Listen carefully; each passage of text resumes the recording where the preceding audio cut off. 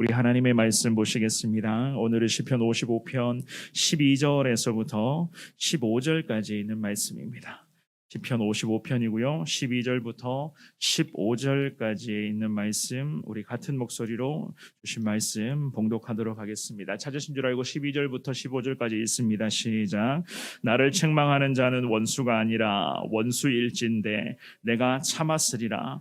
나를 대하여 자기를 높이는 자는 나를 미워하는 자가 아니라 미워하는 자일진데 내가 그를 피하여 숨었으리라. 그는 곧 너로다. 나의 동료, 나의 친구요, 나의 가까운 친우로다. 우리가 같이 재미있게 의논하며 무리와 함께하여 하나님의 집안에서 다녔도다. 사망이 갑자기 그들에게 임하여 산채로 수월에 내려갈지어다. 이는 악독이 그들의 거처에 있고 그들 가운데에 있음이로다. 아멘, 아멘.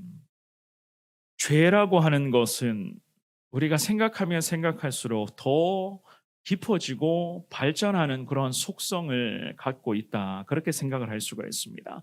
그래서 참 작은 죄가 나중에 시간이 흐르고 흘러서는 너무 큰 범죄로 이어지게 되고 그 작은 말 한마디를 툭 던졌는데 그 말 한마디가 참 많은 사람들의 그런 마음을 후벼 파는 그러한 결과를 초래할 때가 참 많이 있다는 것을 여러분들 잘 아실 겁니다. 오늘 우리가 이 묵상하는 다윗의 시편의 이 고백도 마찬가지였어요. 하나님께 이 다윗이 기도하며 주님을 의지를 합니다. 그럼에도 이 하나님의 그런 의지하며 나아가는 다윗의 이 고백에 보면은요, 참 이 다윗 가운데도 얼마나 많은 아픔과 상처가 있었는가. 결국 이 다윗의 고백을 우리가 계속 살펴보고 있지만 우리 모두는 하나님 앞에서 죄인에 불과하다라는 사실을 깨달을 수밖에 없습니다. 하지만 하나님의 거룩한 은혜와 우리 하나님의 그런 긍휼을 하심을 통하여서 우리에게는 하나님을 향한 소망을 품을 수가 있고 그 소망을 붙잡고 오늘도 우리는 주어진 이 하루의 삶의 현장에서 주님 안에 거할 수 있는 특권을 우리는 누릴 수 있게 되었던 것입니다. 오늘 주시는 이 귀한 말씀을 다시 한 번 더 내 인생의 신앙 교훈으로 잘 삼으셔서 참 부족하고 연약한 점들이 많지만 그럼에도 이 작은 죄악된 모습 하나하나까지도 하나님 앞에 내려놓으며 모든 것을 하나님 앞에 맡기며 하나님의 뜻에 내 모든 삶을 내어드리겠습니다. 이 마음으로 주님 앞에 고백하시며 주의 은혜를 구하시는 저와 여러분들이 되시기를 주님의 이름으로 축원합니다. 첫 번째로 우리가 생각해 볼 수가 있는 것은요, 하나님만이 우리의 유일한 위로자 되시는 분이신 것을 알 수가 있습니다. 결국 하나님만이 모든 것 다 아신다는 거예요. 12절 말씀, 우리 12절을 한 번만 더 읽어보겠습니다. 시작. 나를 책망하는 자는 원수가 아니라 원수일진데 내가 참았으리라. 나를 대하여 자기를 높이는 자는 나를 미워하는 자가 아니라 미워하는 자일진데 내가 그를 피하여 숨었으리라. 아멘. 다윗은 이 고백을 통하여서 참 엄청난 괴로움을 주님 앞에 다 쏟아내고 있는 것을 볼 수가 있습니다. 자신의 대적이 누구나 이해할 수 있는 대적이라면 모든 사람이 공감하고 저 사람은 정말 대적 같은 사람이다. 정말 저 사람은 원수 같은 그러한 인생이구나. 그렇게 인정하는 그러한 세력들이라면 자기 자신은 얼마든지 참아낼 수 있다는 그런 고백이었습니다. 왜냐하면 자기만이 아니라 모든 사람들도 다 인정할 수가 있기 때문에 그렇습니다. 그래서 자기도 참을 수 있다는 그러한 고백들을 하죠. 그죠? 책망하는 이 12절의 첫 구절에 나를 책망하는 이라고 하는 이 단어가 비방하다 혹은 회방하다라고 하는 뜻을 갖고 있습니다. 상대에 대한 험담을 계속 쏟아내므로써 그 사람을 깎아내리고자 하는 그런 목적으로 쓰여지는 그러한 단어였어요. 그 사람의 인격을 깎아내릴 때, 그 사람의 품격 자체를 아예 뭉개뜨릴 때에, 무너뜨릴 때에 사용하는 그 단어가 바로 이 12절의 첫 구절에 책망하는 날은 이러한 단어였습니다. 아히도벨과 압살롬이라는 그 사람을 지칭하는 이 다윗의 기도였어요. 이 아히도벨과 압살롬은 이스라엘 백성들의 마음이 자신들에게 향하게 할 그 삐뚤어진 목적을 갖고 있었습니다. 그래서 하나님의 사람 다윗을 향해 공격합니다. 다윗을 향해 쓸데없는 쓸데없는 말들을 쏟아냅니다. 있지도 않은 이야기들을 다 쏟아내면서 이 믿음의 사람을 깎아내리는 데에 혈안이 된 그러한 모습들을 보여주고 있었던 것이었습니다. 그래서 다윗이 이렇게 기도합니다. 나를 책망하는 자는 원수가 아니라 원수일진데. 참 원수가 아니라 원수일진데, 이 말씀은 압살롬이 다윗의 아들이었다는 그 사실을 모든 백성들이 다 알고 있는 것이었고, 압살롬을 도와서 다윗을 향해 배신, 모반을 꾀하고 있었던 이 아히도벨이라는 이 사람 역시나 마찬가지였습니다. 다윗이라는 이 사람에게, 이 지도자에게 충성하고 있었던 신하였던 것을 이스라엘의 모든 백성들이 다 알고 있는 사실이었어요. 이 아히도벨은 특별히 다윗에게는 참 훌륭한 조언자였습니다. 한때는 이 다윗의 말을 거의 하나님의 뜻으로 받아들이고 순종했었던 그러한 사람이었어요. 그 내용이 사무엘하의 16장 말씀에 보면 기록되어져 있습니다. 그런데 이러한 아히도벨 같은 충신이 지금은 다윗에게 원수가 되었다. 원수가 아니었는데 결국 원수가 되었다는 거예요. 이게 사람이라는 거예요. 이게 사람의 모습들. 이 다윗의 마음이 과연 어떠했을까요? 원수가 아니었는데 원수가 되었다. 결국에는 이 압살롬과 아히도벨이라는 사람이 모반을 일으키고자 믿음의 사람을 향해 쓸데없는 이야기를 하고 말을 공격하면서 결국에는 그 사람을 깎아내린다는 거예요. 그 사람을 뒤흔든다는 겁니다.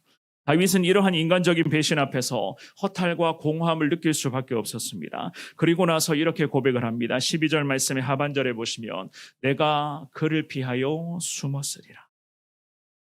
이 말씀은 배신의 주동자들이 원수였다면 소식을 들었던 즉시 도망쳤을 것이다 라고 하는 그런 뜻이었습니다. 도망가고 싶었다는 거예요.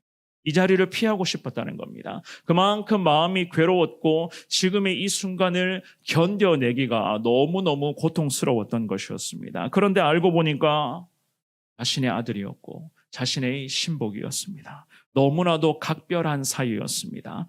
그에게 자신의 심정을 토로하고 싶은 그런 간절한 마음으로 말미암아 그래서 결국에는 그는 피신을 늦추었습니다. 다윗은 비록 아히도벨과 그 압살롬의 반역 음모에 대해서 진작 듣기는 들었지만 이 같은 인간적인 배신, 생각지도 못한 이러한 죄악된 모습 앞에서 괴로움과 허탈한 마음을 가지고 하루하루를 참 고통 속에서 하나님 앞에 기도하며 그럼에도 하나님 앞에 중심을 잃어버리지 않으려고 계속 안간힘을 쓰고 있었던 것이었습니다. 13절 말씀도 한번 읽어볼까요? 오늘 본문이 13절입니다. 시작.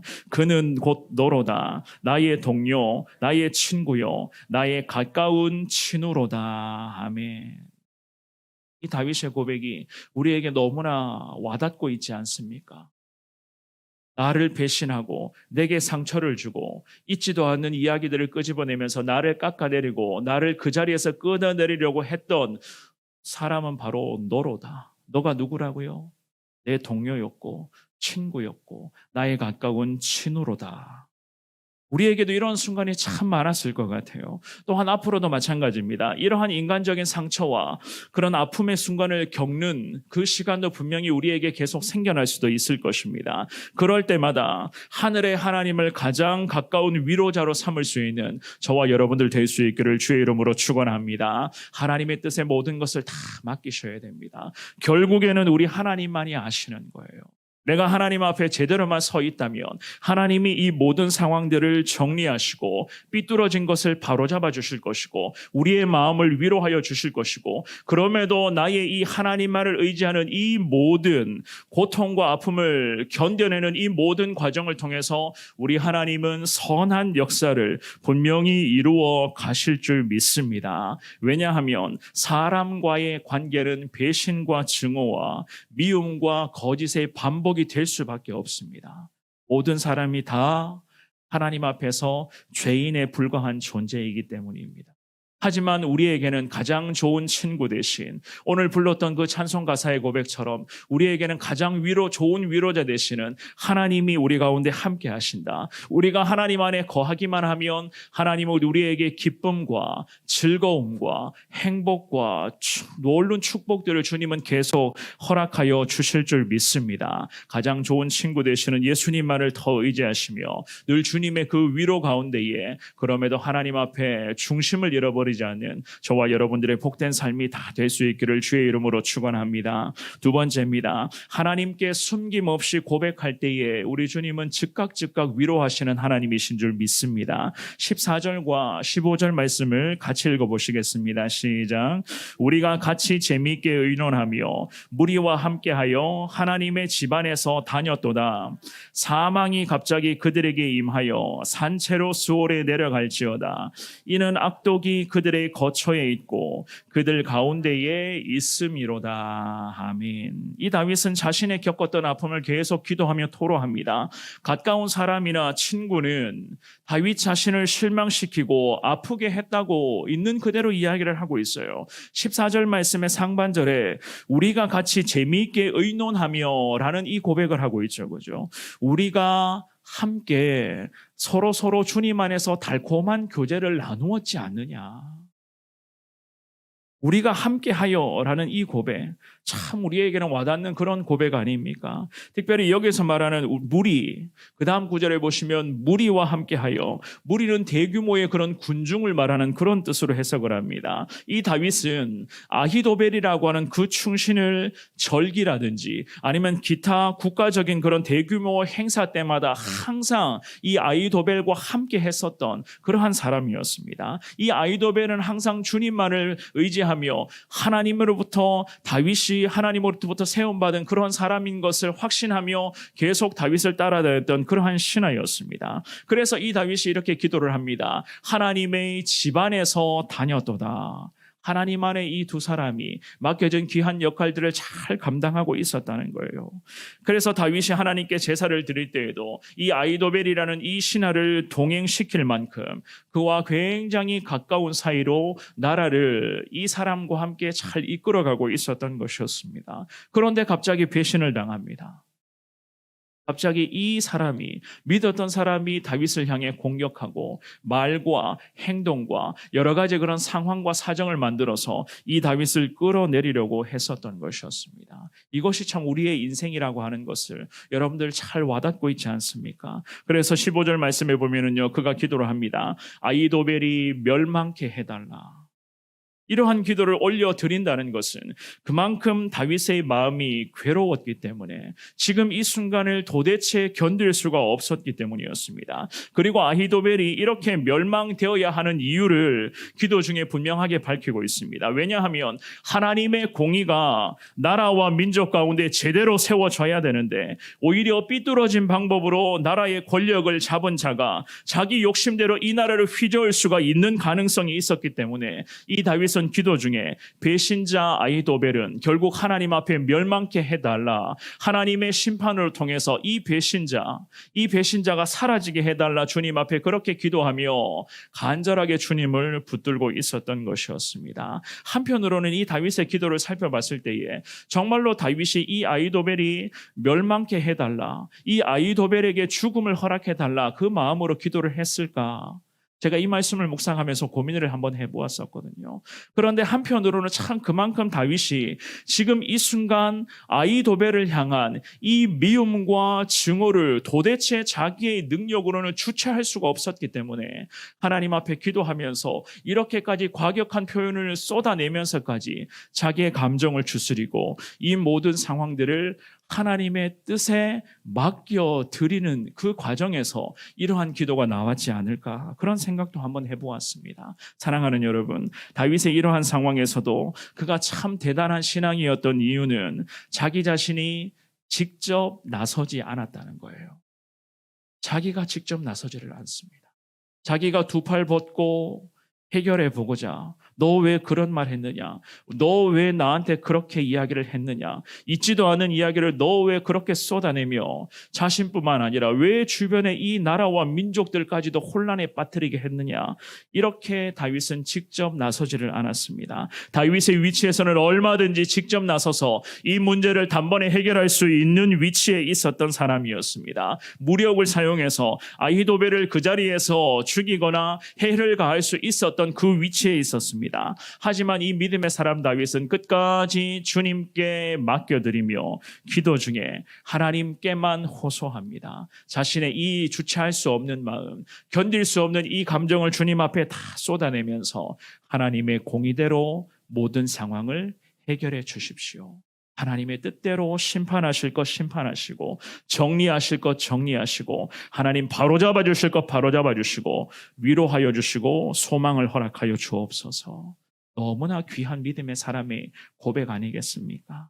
사랑하는 여러분, 지금의 시대에 믿음으로 살아가기를 원하고 있는 우리 또한도 마찬가지입니다. 배신과 거짓이 계속 난무하고 있는 그러한 세상 속에서 저나 여러분들이 우리 성원교회가 붙들어야 될 것은 오직 하나님의 말씀이요, 하나님의 그 능력이요, 하나님 앞에 엎드리는 것이 이 험한 세상에서 버텨낼 수 있는 승리의 원동력이 되는 것임을 믿습니다. 우리의 인생에는 오직 예수님밖에는 대안이 없습니다. 그 예수님께 모든 것을 맡기며 이 새벽에 주님께 기도하실 때에 혹여라도 여러분들 가운데 억울한 모습이 있습니까?